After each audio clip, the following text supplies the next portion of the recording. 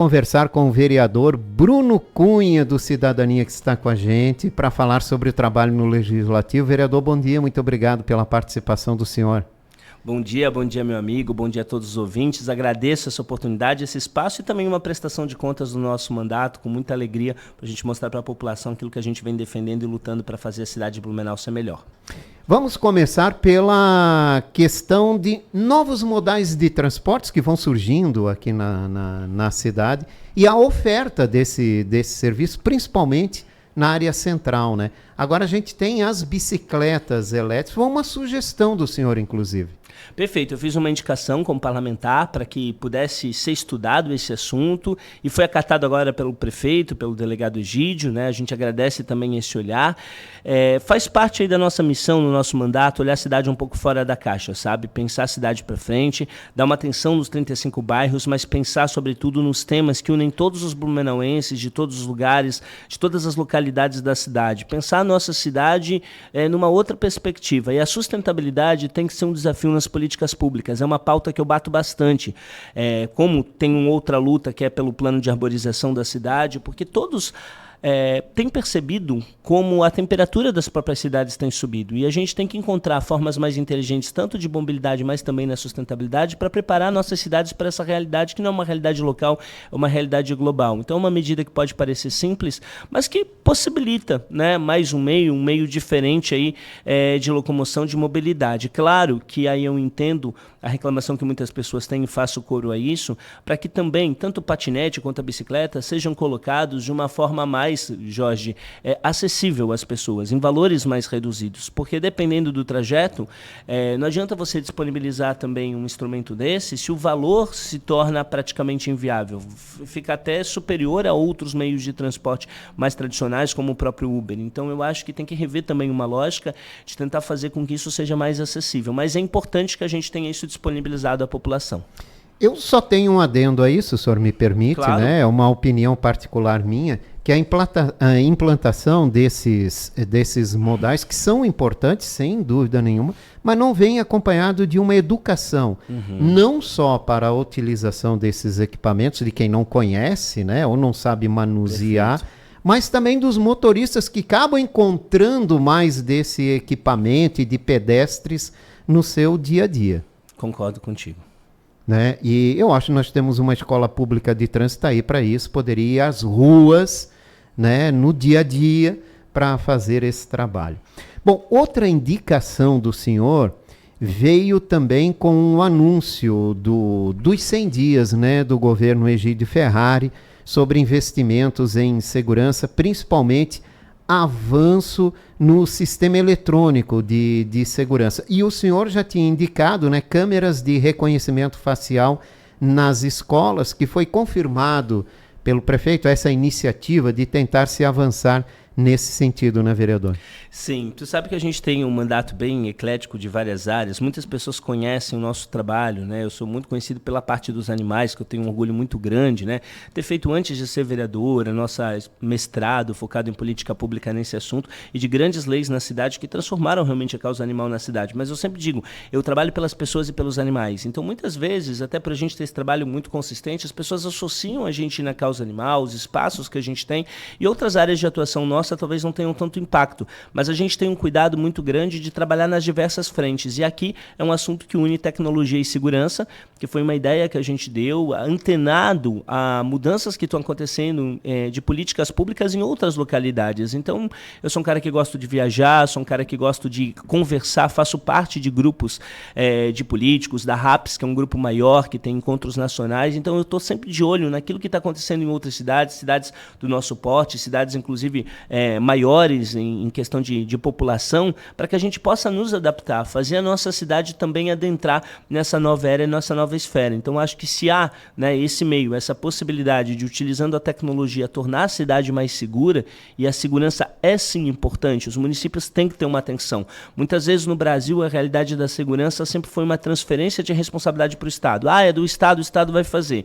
Só que as pessoas vivem nos municípios e as pessoas precisam se sentir seguras nas ruas da nossa cidade, nos locais, nas instituições que frequentam. Então é uma medida que acho que vai facilitar muito aqui e vai dar mais segurança ao povo de Blumenau.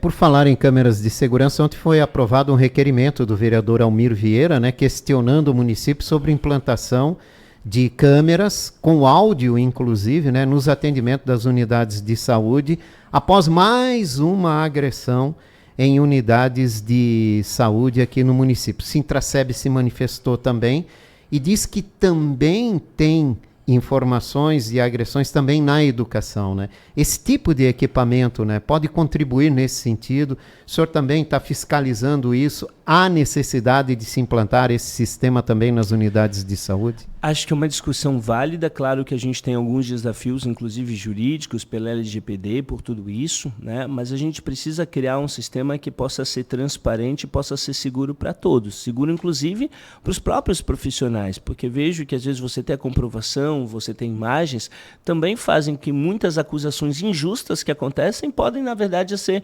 reveladas. Então, eu acho que quando a gente pensa na segurança, na transparência, a gente tem que pensar nos dois lados. A gente tem que pensar, sim, da população que é atendida pelos serviços públicos, mas também que o bom profissional, às vezes, é distorcido, às vezes tem acusações sérias que acontecem. A gente até estava relatando uma situação específica também que aconteceu numa escola aqui, em Blumenau, no bairro da Velha, e eu acho que é importante, sim, a gente utilizar esses instrumentos para a segurança dos dois lados. Bom, e os testes com a cãoterapia, né, com os alunos lá, os idosos da Profamília? Como é que tem sido, vererador? E por que dessa iniciativa do senhor? Então, tem sido maravilhoso. Eu sempre procuro, né, unir essas duas bandeiras, unir essas duas frentes de trabalho. Lutar por uma cidade melhor pelas pessoas e pelos animais. E aqui é um exemplo claro de um projeto que une, né, essa visão. A gente tem acompanhado vários estudos que acontecem, que mostram que a presença dos animais nos traz alegria e pode ser utilizado, sim, em terapias, principalmente em algumas situações específicas, como casos que a gente tem de trabalhos nos hospitais, com pacientes de algumas doenças, como câncer, e também com as pessoas de idade, até na reconstrução de memórias afetivas, enfim. E acompanhando tudo isso, várias iniciativas que estão acontecendo em outros municípios, eu há um tempo venho defendendo e fiz algumas indicações ao Poder Executivo para que a gente fizesse um projeto piloto na nossa cidade. E entendi que a Profamília seria um ambiente perfeito, ideal, com a grande presença de pessoas de idade que tem lá, e com o secretário Telmo, eu tive esse diálogo, ele logo gostou da ideia, o prefeito também adorou e falou, vamos testar. E aí a gente conseguiu fazer um caso piloto. Faço um agradecimento aqui à Lu, que servidora da Defesa Civil, com a cachorrinha Amaila, que durante muitos anos trabalhou ali e que foram voluntárias nesse primeiro momento. E agradecer também tantos grupos e outras pessoas da sociedade que, quando viram essa iniciativa, se colocaram à disposição para ajudar, e eu acho que algumas parcerias vão ser feitas. A nossa ideia agora é formalizar isso como um programa realmente municipal. Eu entrei na Câmara de Vereadores com um projeto que já deve ir para a CCJ na semana que vem. A gente já deve ter um primeiro parecer, e eu acho que é uma discussão muito válida, Jorge, para que não seja apenas uma política desse governo, mas que seja uma política do Estado. E aí eu dou um outro exemplo de uma outra situação que, inclusive, eu lutei muito aqui para a gente retirar os cavalos da Oktober, né? Eu fiz essa luta durante muito tempo e a gente conseguiu uma vitória com a adesão do prefeito. E claro que tem muitas pessoas que apoiam, que entendem a importância da gente transformar, da gente retirar a presença ali física dos cavalos, que sensibilizam quando olham aqueles animais muito assustados, às vezes até defecando nas ruas da cidade pela ansiedade. E aí eu faço sempre esse registro. Se a gente tem desfile, carnaval, que é o maior desfile do mundo, e não tem a presença dos animais, e temos vários enredos das escolas de samba que são alusivos aos animais, mas eles são representados através de esculturas, através de performances artísticas, não precisa ser a presença dos animais. Eu acho que aqui a gente também tem que adequar. E quando eu trouxe esse assunto, teve sim uma resistência de alguns setores da sociedade, como se fosse algo de tradição, ou o que a gente faria com esses animais, né, com esses animais que desfilam. E aqui fica um exemplo. Eu estou defendendo que, da mesma forma que a gente faz com terapia, a gente pode pensar assim na ecoterapia. Inclusive, fui e analisar, e já há um projeto piloto na cidade, dentro da secretaria, no programa do Paradesporto, no projeto do Paradesporto, que acontece. Então, eu acho que a gente precisa olhar algumas coisas com um olhar sensível, com um olhar moderno e adequar, porque se a gente for pelo argumento de que é tradição, que é cultural, várias coisas negativas na história da humanidade também em algum momento foram culturais. Então, eu acho que é um processo de transformação, sabe? Da gente ter empatia, da gente ter cuidado e da gente tentar olhar um pouquinho fora da caixa. E é isso que eu tento trazer na política local. O senhor também é muito ligado à educação e tem um projeto, né, de educação especial e inclusiva, acima de tudo, nesse sentido, que quer dar prioridade para as crianças e adolescentes surdas a poderem escolher onde estudar e, de preferência, em escolas que tenham esse projeto em Libras, né? Municipal tem uma ou duas, né, que já fazem essa questão. Mas há de se avançar muito ainda nessa questão da educação especial, né, vereador? Ontem, inclusive, em uma solenidade de homenagens na Câmara de Vereadores, a gente viu lá quão grande é o tamanho da questão do autismo aqui no município de Blumenau. Como mães, parentes, educadores sofrem, né, nesse sentido, porque a gente precisa avançar em conhecimento, avançar em estruturas, tudo nesse sentido, né, vereador? Antes de entrar aqui no rádio, eu estava falando com a Priscila, que é uma pessoa que admiro bastante, que tem uma luta bem grande nesse assunto, que também envolve várias mães, né, de crianças aí, que com deficiência, e tem uma luta muito grande. Inclusive, teremos uma audiência pública na casa, que é muito importante para a gente discutir uma política séria, e deixo um registro aqui a todo esse movimento que acontece no nosso município também. Eu sou professor, e professor de sala de aula mesmo, né?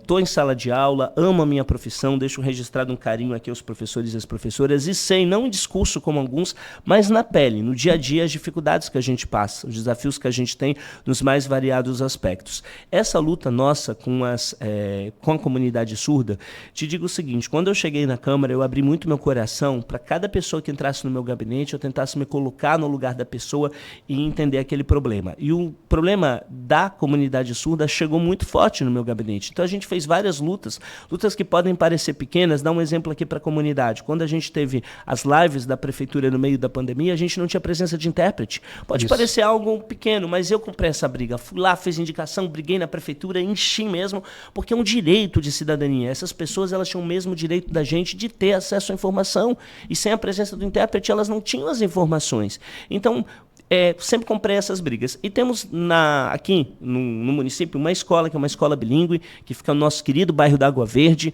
Escola Oscar, onde é uma escola realmente que é bilíngue com Libras. E é uma luta muito grande nossa, inclusive fez indicação como vereador para que a gente tivesse curso de Libra extensivo aos pais, à comunidade, para que não apenas as crianças, mas os pais também estivessem preparados em Libra, e é um sucesso, tem muita procura, muitas pessoas da comunidade que lutam. E o que acontece aqui de forma clara, Jorge? Fiz ano passado uma audiência pública na Câmara para discutir assuntos da comunidade surda, e de repente uma menina, que foi vereadora mirim, chegou e falou o seguinte, olha, eu sempre fui estudiosa, mas esse ano eu quero rodar, eu quero ser reprovada na escola. E ficou todo mundo olhando assim, assustado, e ela falou assim, sabe por quê? Porque se eu passar de ano, a minha irmã mais nova não vai ter a minha companhia. E a irmã mais nova dela, no caso, é uma menina surda. E ela falou, como é que a minha irmã vai ficar? Vai ficar abandonada, vai ficar sofrendo, né, bullying, enfim, vai ficar deixada de lado? E aquilo me chocou muito. Eu acabei tarde aquela audiência pública, umas 11 e pouca da noite, mandei mensagem para o pessoal, meus amigos da comunidade surda, e falei, eu quero uma reunião com vocês amanhã, porque esse assunto está mexendo comigo, a gente precisa pensar numa solução. E de lá, numa conversa que eu tive com a comunidade surda, surgiu a ideia da gente fazer o seguinte: hoje, o sistema de distribuição das vagas que a gente tem no município, na educação, ele tem como base o aspecto territorial, né? Então é pela proximidade da residência da pessoa. Então, se a pessoa é do Progresso, vai ser em alguma escola ali próxima. Acontece que, vamos lá, no mundo perfeito ideal, todas as nossas escolas são preparadas para as pessoas com deficiência, mas não é a realidade.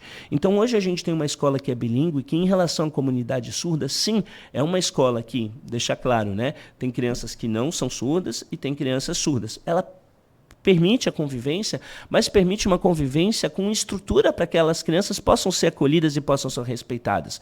Só que hoje, se um pai que mora na região do Progresso tem uma criança surda, não vai conseguir colocar seu filho naquela escola, porque o aspecto territorial que a gente tem vai destinar para uma outra instituição próxima da localidade dele, que não é essa escola bilíngue.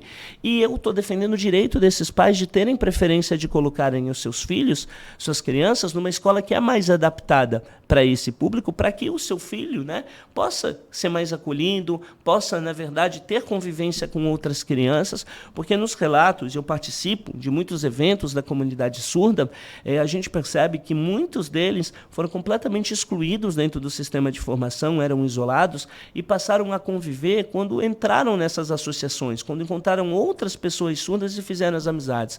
Então, uma tentativa humana aqui da gente fazer com que essas pessoas, essas crianças, possam ser mais aceitas e conferir a esses pais também por lei esse direito. Então, é um projeto realmente bem importante, um projeto bem diferenciado. Tivemos semana passada conversando, temos duas entidades aqui que lidam com as pessoas surdas na cidade, as Blue e a Bada, já tivemos conversas com ambas, queremos a presença delas, porque também não adianta fazer nada deles sem a presença deles, seria inclusive um insulto, né? A gente precisa fazer com que eles participem e temos adesão, o apoio deles para isso. Claro que num segundo momento a gente vai ter uma discussão sobre pessoas e famílias que não têm as condições com a distância de levar o acesso, talvez o daí, acesso. Isso é um momento que realmente o executivo vai ter que fazer, um segundo instante aqui. Mas nessa primeira etapa, a gente tem que garantir esse direito. O direito dos pais das crianças surdas terem a preferência em colocarem os seus filhos numa instituição que está mais preparada no momento para acolhê-los. E como é que está a discussão desse projeto? Passou, avançou por todas as comissões da casa, foi aprovado e está para ser colocado. Inclusive, estamos esperando aí uma resposta agora à tarde, mas até o pessoal da minha assessoria está dando. A princípio vai amanhã, inclusive, para votação. Ou amanhã ou na terça-feira, mas acredito que amanhã. A princípio deve ser votado amanhã na Câmara de Vereadores e eu espero muito que seja aprovado. Com certeza. Vereador, nosso tempo se esgota, a pauta ainda é longa, né? Teremos mais oportunidades de conversar aqui sobre o trabalho na Câmara de Vereadores. Obrigado pela presença. Com certeza, agradeço e deixo a gente à disposição nessa luta, Jorge. Pensando pelas pessoas, pelos animais, fora do extremismo, da polarização, de brigas que não levam a nada, pensando na cidade de Blumenau. Blumenau tem que ser prioridade nossa. Um abraço a todos. Bruno Cunha, vereador, conversando com a gente sobre o trabalho no Legislativo nesta manhã.